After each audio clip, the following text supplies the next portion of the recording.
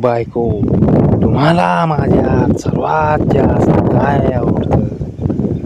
नवरा, तुझं सौंदर्य. बायको आणि नवरा, तुझी बुद्धी. बायको, खोटं बोलू नका. नवरा, अगं तेच तर आवडलं. दोन्ही नाही तर बॉयफ्रेंडच भारी आहे.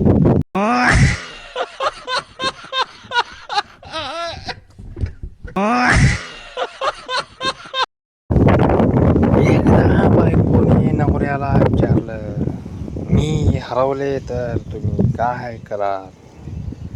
नवरा म्हणाला, ज्या माणसाला तू सापडशील त्याला 500 रुपये बक्षीस दे.